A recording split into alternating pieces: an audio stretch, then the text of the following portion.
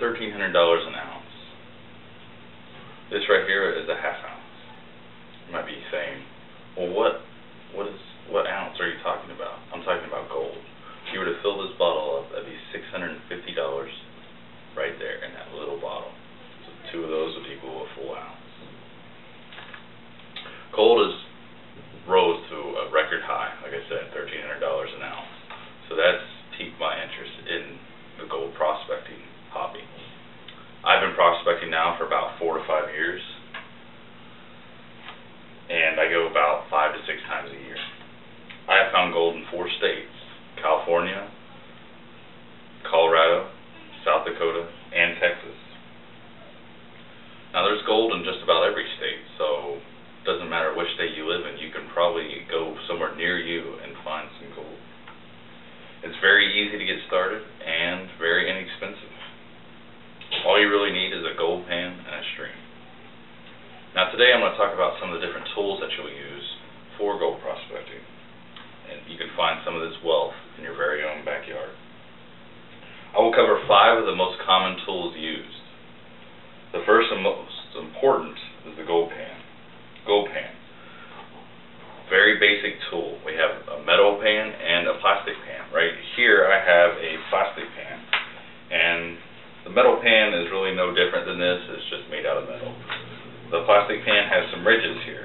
Now a gold pan is very efficient in finding gold because gold is 19 times heavier than water and anything else that's in a stream or a creek.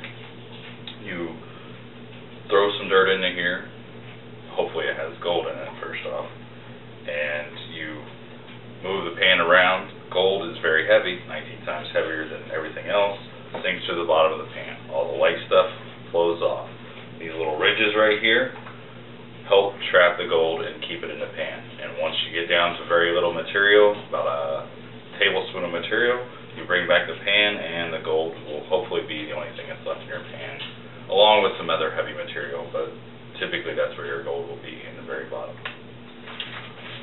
Now the next step up from a gold pan is what we call a sluice box. A sluice box essentially is placed into a stream and it acts part of the stream bed.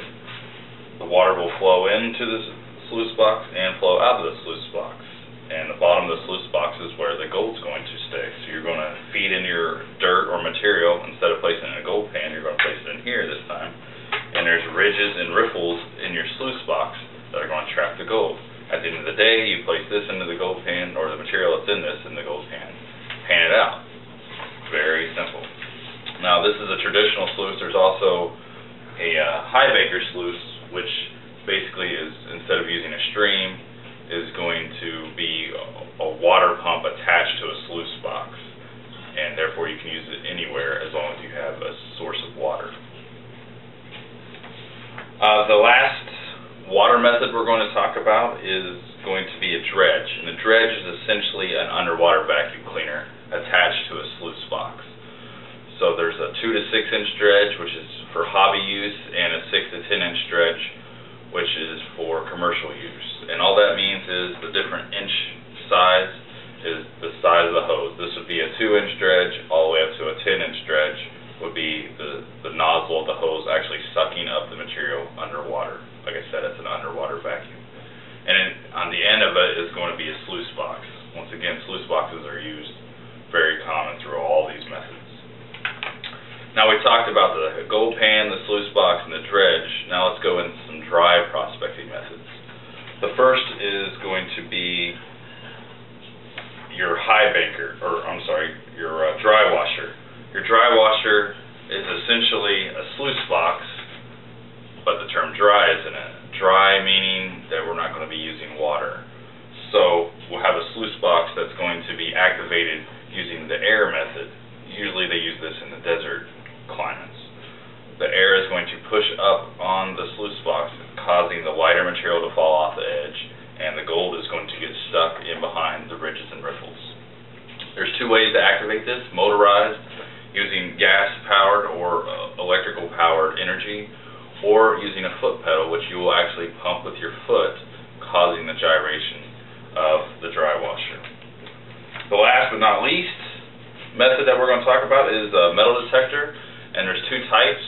You have a general purpose metal detector, which is used to pretty much find all kinds of gold, and you have a special purpose, which is designed for only finding gold. Either one is very effective. It just depends on what you want to use it for.